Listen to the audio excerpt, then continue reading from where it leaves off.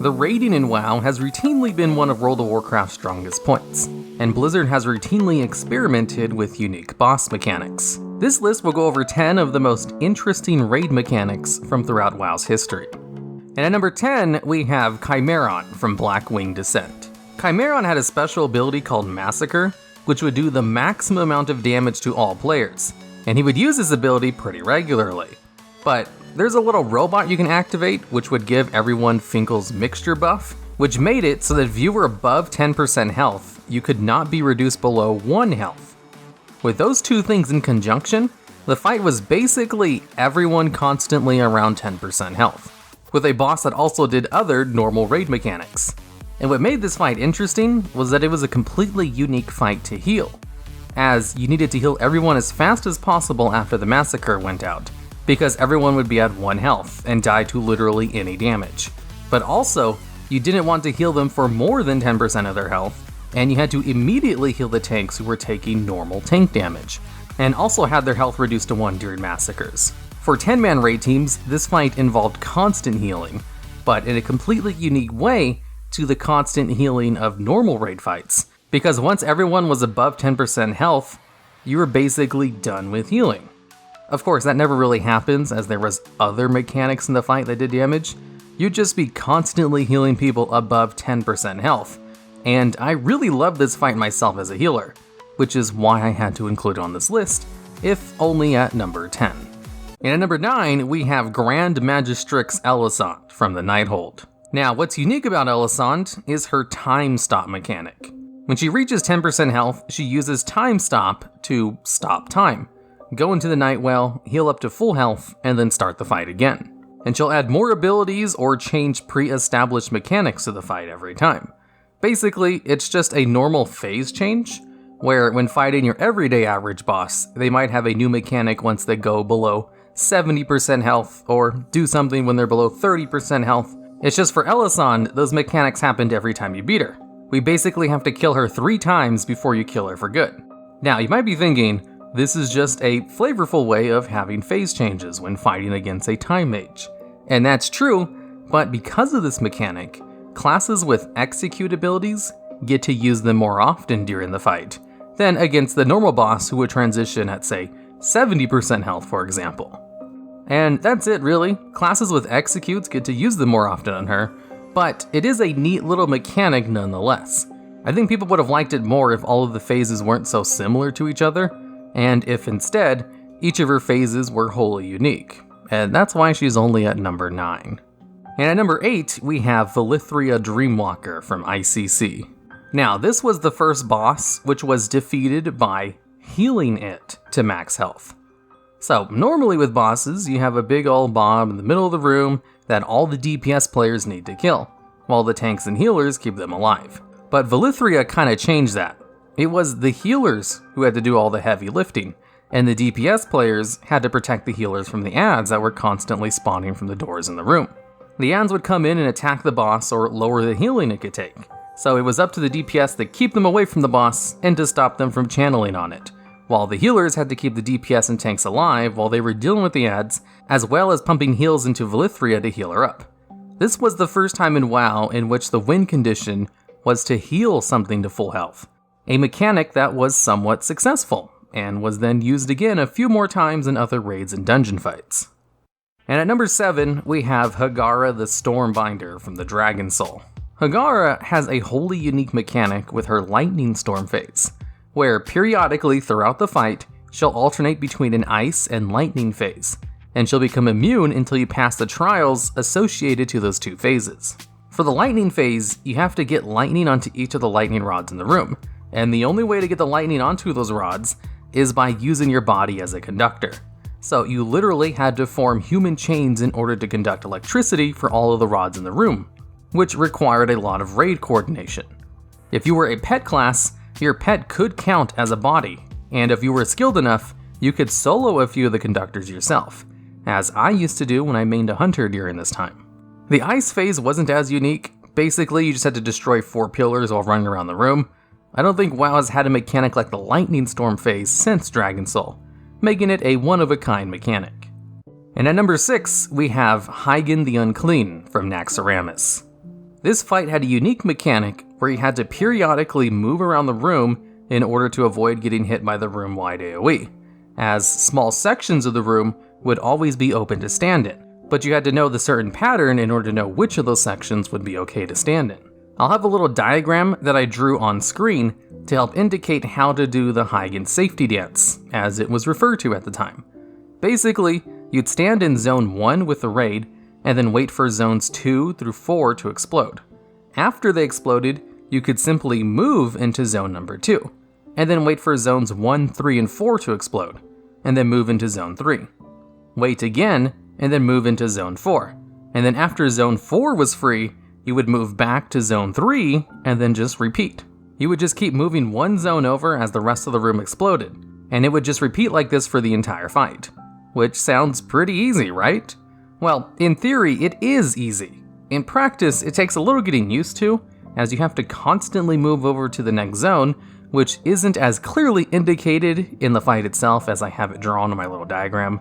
And ranged players only had to do this half of the time, as the boss himself had an AoE haste debuff if you were too near him. So ranged players could just sit on the platform for half the fight and just ignore half the safety dance. But then he would periodically teleport to the platform and kick everyone off, and you'd have to do the safety dance with the rest of the raid. And now, whenever there's a mechanic where you have to move across the room like this, it's referred to as the safety dance because of Heigen the Unclean. And at number 5, we have High Tinker Mekkatorque from BOD. The High Tinker has a mechanic in his fight where you have to periodically jump into little robots in the room in order to punch in their deactivation code. Except you can't see your own code. Only other players who are also in robots can see it. So I think this is the only mechanic in the game which just straight up forces players to have to talk to each other in order to accomplish the task at hand. Because while you're in the robot, you'll also have an icon appear above your head that you can't see, and you'll have 5 buttons you can push, each one associated to a mechanical piece and a color. So if the deactivation code for your robot was red, purple, green, you just have to have someone else in your raid tell you that as you punch them in. And then you'd have to also tell your fellow party members their deactivation codes as well. This was a wholly unique mechanic, and one that some people who were just too shy to ever talk in raid refused to do. But luckily, there was an option to have 3 people up at once, so at least one of them could call out everyone's deactivation code. So while it was a really unique mechanic, it wasn't very well liked by shy players or the colorblind. And at number 4, we have Razorgore from Blackwing Lair. This was the first fight which required players to control an NPC in order to do the mechanics of the fight for them. One player would control Razorgore and go around the room breaking eggs, while everyone else in the raid protected Razorgore and the person controlling him. And then once you broke all the eggs of the Razorgore, you could stop protecting him and actually fight the boss yourself. And this mechanic was repeated many other times in WoW. Off the top of my head, I know there's Putris, Amber Shaper, Instructor Razivus, all had similar mechanics as well. But funny enough, whenever mechanics show up that require players to control a vehicle or NPC, it's usually referred to as a Putris-like mechanic, and not a Razorgore-like mechanic, despite Razorgore being the first. And at number 3, we have Operator Thogar from Blackrock Foundry. Now, this boss has a mechanic where periodically you have to dodge trains that come into the room. The room will be split up into 4 sections, and a door will open up with the train coming down a tunnel. So as long as you're just paying attention to the doors, it's really hard to get hit by the trains. And you basically just do the fight like normal while occasionally dodging trains that come into the fight. Although sometimes the trains will come in and stop, and drop things off or do things that are part of the fight. And they do a really good job of incorporating the train mechanic into a base part of the fight itself. And that's why this fight is widely considered as one of the best raid boss fights, because it has a unique mechanic which is executed very well and incorporated into the fight itself, and wasn't overly annoying or punishing, as you had a very long time to actually see the trains coming, so it was all on you if you actually got hit by one and died. And at number 2, we have Alysrazor from the Firelands. This was the Firebird boss, which had a unique mechanic where certain players could run around the room and pick up 3 feathers, which would then allow you to fly for a short time. And the boss itself would just fly around the room the whole time, while the raid dealt with ads on the floor. So in order to DPS the boss, you need to be able to fly around the room in order to follow him from behind. and the boss periodically dropped flame rings, which if you flew through, would increase the amount of time you could stay in the air and give you a haste buff, and restore whatever resource your class used. And if you were able to get 25 stacks of this buff, you'd get an additional buff called Alysra's Razor, which increased your critical strike chance by 75% for 40 seconds. And with 25 stacks of the buff, you'd also have a 200% haste buff. So at full stacks, you'd basically have all of your abilities critting while casting 3 times faster. And you had to do this all while continuously collecting more flame circles so that you wouldn't fall out of the air. This mechanic basically allowed range players to play a game of Star Fox while fighting a boss. And it was great on classes who scaled wildly with 100% crit chance and 200% haste, like Fire Mages and Shadow Priests. And periodically, you'd be knocked out of the air anyway, and have to dodge fire tornadoes that would spawn all around the room in a really hectic game of Frogger. Alysrazor was just a really unique boss fight, and one of the ones with the most interesting raid mechanics. And at number 1, we have the Shadow-Lord Iskar from Hellfire Citadel. Iskar had a wholly unique mechanic that I doubt they'll ever use again, that was so complicated to use that most raiders installed an add-on specifically just for this one fight. And in fact, the add-on for this fight was one of the most downloaded add-ons during the Hellfire Citadel raid tier during Warlords of Draenor. And you'll see why after I explain what exactly the mechanics of this fight were. Basically, the entire fight revolved around an item called the Eye of Anzu. You pick up the Eye of Anzu at the beginning of the fight, and only one person can hold it at a time. And holding the item would give you a stacking dot the longer you held it. So if you held onto it for too long, it would kill you. And you could pass it to another player through the extra action button by just targeting that player and pressing the button. Sounds simple enough. Here's the thing though. Everything in the fight revolved around holding this item. Periodically, Iskar would cast illusion winds on a handful of players, which would pull them off the platform, and the only way to dispel it was to be holding the Eye of Anzu.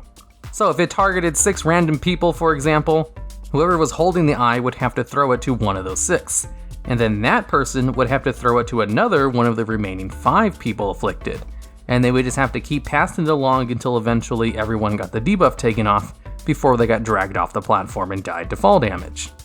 Now, having a mechanic that requires players to have to target other players and then click the extra action button, and not only that, very specific players who were chosen at random, is kind of a hard thing to ask the average raider to do.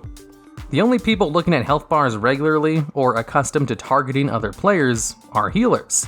So this mechanic was actually quite difficult for the average DPS player. But the eye wasn't just used for this one mechanic, it was used for other things as well.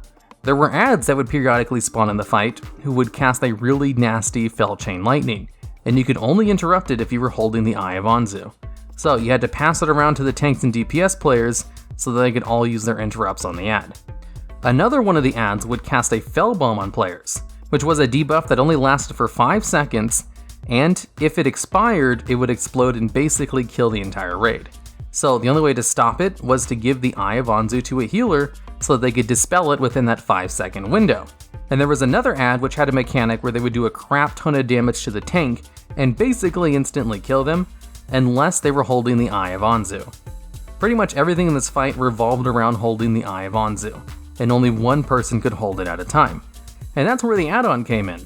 The add-on basically allowed you to click on a raider's name, and it would pass the Eye of Anzu to them automatically. The add-on would also show if someone had the Illusion Winds debuff on them, so it made it a lot easier to pass the eye to them for the DPS players.